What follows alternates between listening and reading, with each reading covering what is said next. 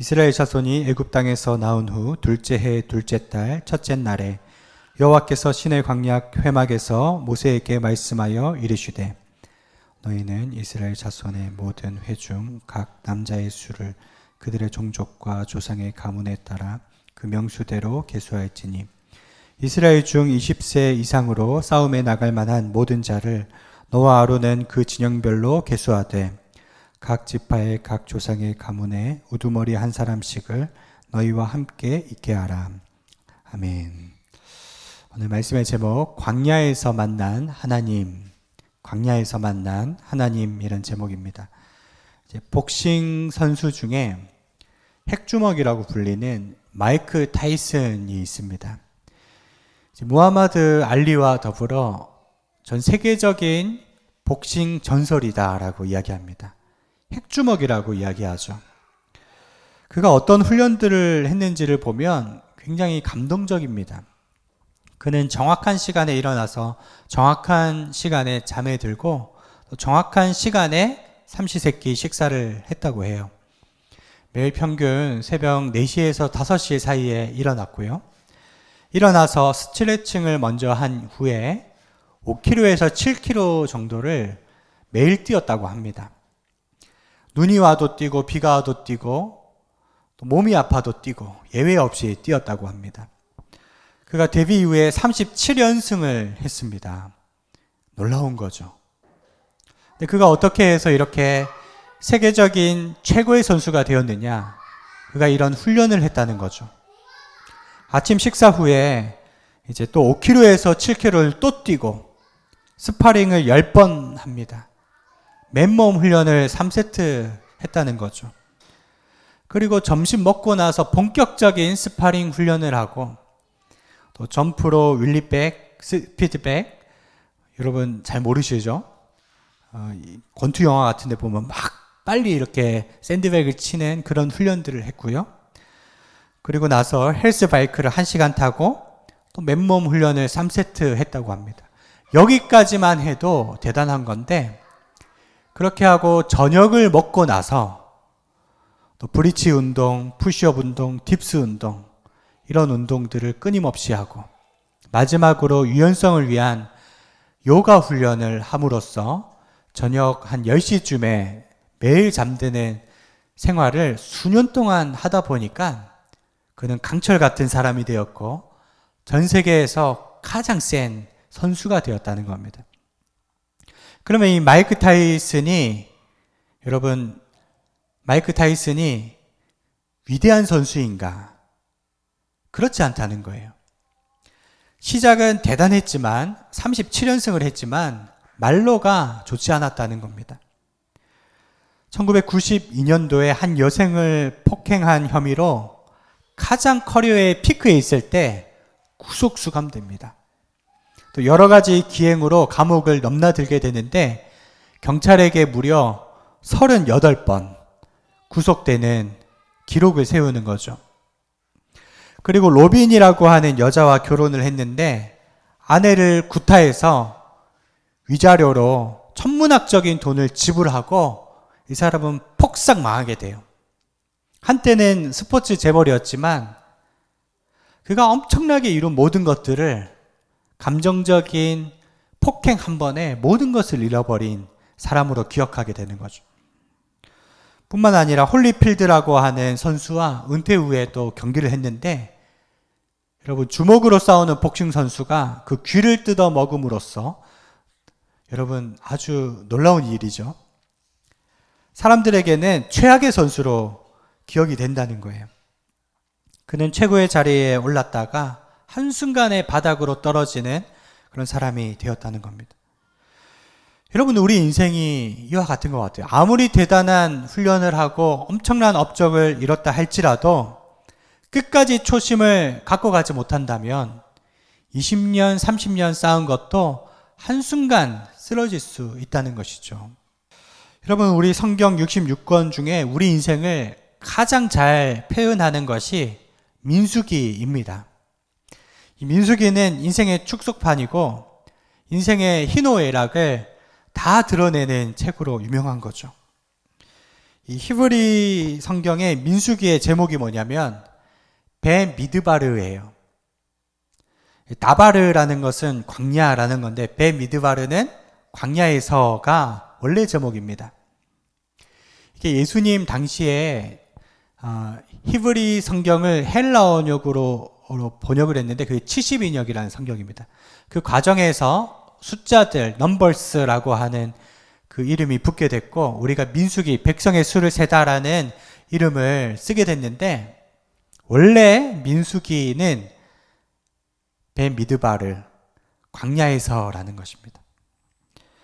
출애굽 끝나고 이스라엘 백성이 가나안 땅에 들어가기 전에 광야에서의 40년의 일들을 기록한 것이기 때문에 여러분 이것은 우리 인생의 축소판이라고 할 수 있죠. 광야 같은 우리 삶의 가장 지침서 같은 말씀이다 할 수 있는 거예요. 광야는 어떤 곳입니까? 사람이 살 수 없는 곳입니다. 아주 척박한 땅입니다. 일단 물이 없어요.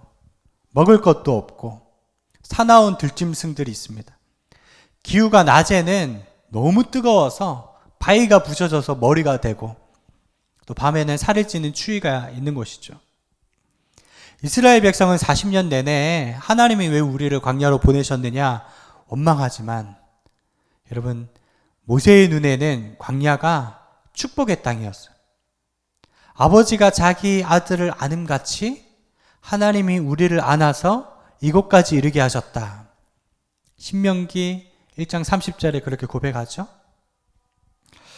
여러분 우리 인생이 광야라고 했는데 이 광야 같은 인생이 어떻게 하면 이 광야가 축복이 될 수 있고 은혜의 공간이 될 수 있느냐. 바로 하나님의 명령에 순종해야 하는데요. 4가지 말씀이 나와요. 우리 1절 말씀 같이 한번 읽겠습니다. 1절 시작. 이스라엘 자손이 애굽 땅에서 나온 후 둘째 해 둘째 달 첫째 날에 여호와께서 시내 광야 회막에서 모세에게 말씀하여 이르시되. 여러분 한번 따라해 주세요. 성막을 준비하라. 애굽 땅에서 나온 후에 둘째 해 둘째 달 첫째 날이라고 했습니다. 쉽게 말하면 1년 2개월 지났다는 겁니다. 그러면 그 1년 1개월 정도 어디에 있었을까요?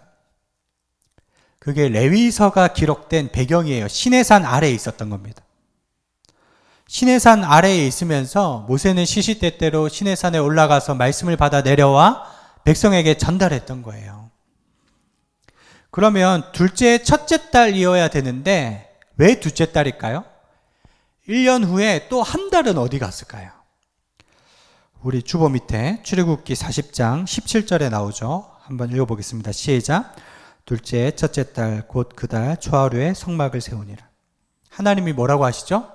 성막을 세우라 말씀하셔서 한 달 동안 성막을 세웠다는 겁니다. 그래서 도합 1년 2개월간 시내산 아래에 있었던 거죠. 여러분 성막이 세워지기 전에 모세는 어디서 하나님을 만났습니까? 산 위에서 하나님 만났습니다. 그래서 백성의 입장에서 하나님 어디 계신 분이세요? 산 위에 계신 하나님이세요. 그런데 하나님은 어느 날 시내산을 떠나라는 것입니다. 떠나긴 떠나는데 문제는 뭐예요? 시내산에 하나님이 계신데 그럼 하나님을 떠나게 되는 거잖아요. 백성이 굉장히 당황스러운 겁니다. 그렇기 때문에 하나님 뭐라고 하시느냐? 성막을 세우라는 겁니다. 이제 나는 시내산에 더 이상 머물지 않는다. 성막에서 너희와 함께 하겠다. 이 말씀이에요. 내가 떠나면 너희도 따르고 내가 멈추면 너희도 멈추고 1년 365일 한 주 24시간 너희와 함께 있겠다. 그것이 바로 성막의 의미입니다. 산 위에 계신 분이 산 아래로 우리의 삶에 들어오셨다는 거예요. 레디컬이라는 책을 쓴 데이비드 플랫 목사님이 세계를 여행하다가 인도에서 불교 지도자와 이슬람 지도자와 서로 이야기를 나눕니다. 근데 서로 어떤 주제로 얘기하느냐? 신은 원래는 한 분이시다. 근데 우리가 종교가 다른데 천국도 하나인데 각자 하나 신께 가는 길이 다를 뿐이다. 이런 식으로 얘기를 하더래요. 다원주의죠. 그때 목사님이 이렇게 대꾸를 했대요. 높은 산 위에 신이 계신데 이 길로 가도 불교로 가도 이슬람으로 가도 기독교로 가도 똑같이 신에게 이른다는 말씀이지요. 그 사람들이 무릎을 치며 정확한 말이라고 그러더래요. 다시 질문을 했대요. 그러면 산 위에 계신 신이 산 아래로 내려오면 어떻겠습니까? 산 아래로 내려와 우리를 만나면 어떻겠습니까? 그 사람들이 어메이징한 일이죠. 대단한 일이죠. 그러면서 복음을 증거했대요. 산 위에 계신 하나님이 이 땅에 내려오셨는데 그분이 임마누엘 예수 그리스도라고. 여러분, 성막은 멀리 계신 하나님이 우리에게 가까이 오신 의미예요. 즉 구속사적인 의미, 예수 그리스도를 의미하는 거죠. 여러분, 그러한 관점으로 1절 말씀을 다시 한 번 더 읽어보시길 바랍니다. 시작. 이스라엘 자손이 애굽 땅에서 나온 후 둘째 달 첫째 날에 여호와께서 시내 광야 회막에서 모세에게 말씀하여 이르시되. 하나님이 회막에서 말씀하셨어요. 회막은 텐트 오브 미팅, 만나는 장소예요. 하나님은 산 위에 계시는 분이 아니라 우리 삶 가까이 계신 분입니다. 많은 사람들이 하나님을 오해해요. 노력을 하면, 공로를 세우면, 어디를 가면 만날 것이라고 하는데 그렇지 않습니다. 요한복음 4장에 수가성 여인이 우물가에서 예수님을 만나죠. 질문을 합니다. 예수님, 사마리아인들은 사마리아 산에서 예배 드리라고, 유대인들은 예루살렘 성전에서 예배 드리라 하는데 어디서 예배 드려야 됩니까? 그때 예수님 뭐라고 말씀하시죠? 요한복음 4장 21절 23절 같이 읽겠습니다. 시작. 예수께서 이르시되 여자여 내 말을 믿으라. 이 산에서도 말고 예루살렘에서도 말고 너희가 아버지께 예배할 때가 이르리라.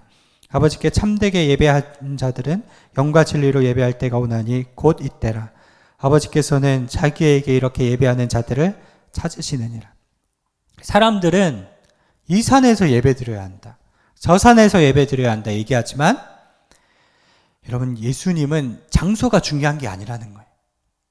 예수님 돌아가실 때 성전의 휘장이 위에서 아래로 쫙 찢어진 것은 예수님이 우리와 하나님 사이에 화목자가 되셨다는 것이고, 예수님을 통해 모든 경계가 허물어졌다는 거예요.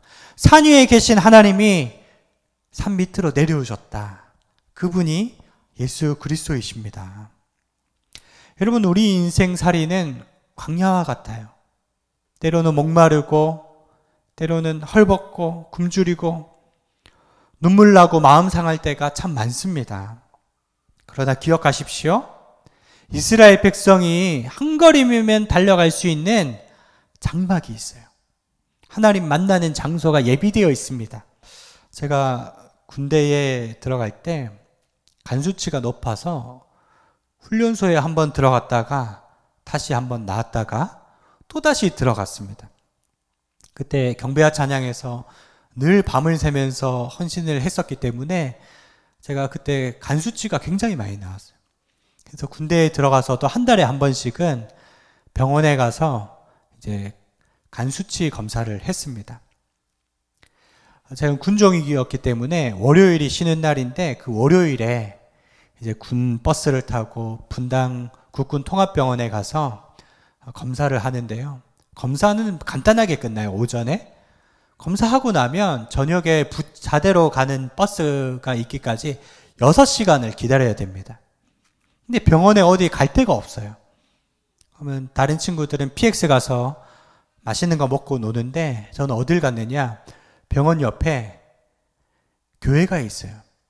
교회에 들어가서 추운 겨울날에 난방도 안 되죠. 벌벌 떨면서 거기서 홀로 찬송 부르고 말씀 읽고 기도하고 6시간을 그렇게 보냈던 기억이 있습니다. 참 혹독한 군생활 가운데 저에게 가장 기쁨 충만했던 시간이 바로 주님의 날개 그늘 아래 있었던 그 시간이었던 것이죠. 여러분, 아무리 광야라 할지라도 하나님이 함께 계시면 축복의 장소예요. 아무리 푸른 초창이고 쉴만한 물가라 할지라도 하나님이 계시지 않으면 거기가 광야라는 것입니다. 이문미 선교사님이 순복음 교회에서 아프리카 선교사로 파송을 받았는데요. 파송을 받기 위해서는 그때 당시 조윤규 목사님에게 면접을 봐야 됐대. 근데 목사님이 딱 보자마자 질문을 하더라는 겁니다. 선교사님, 아프리카는 굉장히 험한 곳인데 여자의 몸으로 어떻게 거기 선교하러 가시겠습니까? 위험하잖아요. 그 선교사님이 뭐라고 대답했느냐? 하나님이 계시지 않는 곳이 위험한 곳입니다. 그 말을 거꾸로 하면 하나님이 계신 곳이라면 아프리카 아니라 더 깊은 곳이라도 위험하지 않다는 믿음의 고백이었어요. 그때 목사님이 웃으시면서 이리 나오라고 해서 머리에 안수해 주시고 케냐로 파송을 받았다는 간증을 하시더라고요. 여러분, 예수 믿는 우리가 느끼는 최대 축복은 무엇입니까? 광야가 광야로 느껴지지 않는 거예요. 광야를 축복으로 느끼는 것이 예수님 만난 우리의 최대 복이에요. 여러분, 유수한 세월 흘러오면서 그 힘든 시절 어떻게 보내오셨습니까? 주님 손잡고 여기까지 왔잖아요. 광야 가운데 하나님을 만나는 성막이 있기 때문에 여러분, 우리는 우울한 사람이 아니라 날마다 천국을 경험하는 사람인 줄 믿습니다. 이진희 목사님이 광야를 읽다라는 책을 썼어요. 이분이 유대인의 굉장히 정통한 분이고 탁월한 분입니다. 그 책에 멋진 말이 하나가 나와요. 광야에서는 지도가 필요 없다. 안내자가 필요할 뿐이다. 여러분, 사막이나 광야 가보셨어요? 모래가 워낙 많기 때문에 길이 없습니다. 길이 있어도 모래 한번 불면 없어지는 것입니다. 누가 필요합니까? 안내자가 필요해서. 그쪽으로 가면은 뱀밭입니다. 정갈밭입니다. 조금만 더 가면 쉼터가 있습니다. 오아시스가 있습니다. 안내자가 필요하다는 거죠. 여러분, 하나님께서 이 광야 가운데 직접 가이드가 되어주셔서 불기둥과 구름기둥으로 함께 해주시겠다는 약속인 거죠. 그래서 시편 23편 1절, 여호와는 나의 목자시니 내게 부족함이 없으리로다.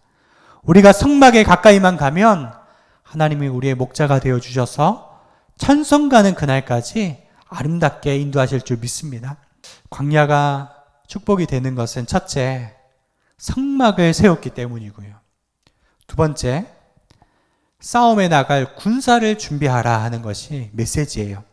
2절과 3절 말씀 같이 읽겠습니다. 시작. 너희는 이스라엘 자손의 모든 회중 각 남자의 수를 그들의 종족과 조상의 가문에 따라 그 명수대로 계수할지니 이스라엘 중 20세 이상으로 싸움에 나갈 만한 모든 자를 너와 아론은 그 진영별로 계수하되. 광야는 전쟁터예요. 무슨 일이 도사리고 있을지 모르죠. 아말렉과 같은 노략질하는 사람도 있고, 또 조금 더 가면은 가나안 7 족속이 기다리고 있습니다. 전쟁이 일어나서 군사를 모으면 늦습니다. 전쟁을 대비해서 군대를 모아야 하는 거죠. 여러분은 영적 전쟁에 나갈 준비가 되셨습니까? 사람이 많다고 승리하는 게 아니에요. 군사가 많아야 승리하는 겁니다. 여러분, 사람이 몸이 크다고 해서 힘이 센 게 아닙니다. 근력이 많아야 센 것이죠. 교회도 마찬가지라는 겁니다. 교회에 100명의 사람이 있다고 치면은 우리 같이 하나님의 사명입니다, 선교합시다 했을 때 뭐 뒤에서 기도로 하든 아니면 전방에 나가 몸으로 하든 뭐 물질로 돕든 여러 가지 방법이 있죠. 함께 동참하는 사람이 100명 중에 5명이라고 하면 그 교회는 근육이 5%고 지방이 95%라는 거예요. 그런데 만약에 10명이 있는 교회에 우리 함께 선교합시다 했는데 마음으로 동참하는 사람이 6명이라면 60%가 근육이잖아요. 100명 중 5명 동참하는 교회보다 10명 중 6명 동참하는 교회가 훨씬 강한 교회라는 겁니다. 오늘날 교회는 비계 덩어리인가 근육이 많은 교회인가? 잠자는 성도들이 있는가? 깨어 기도하는 성도들이 있는가?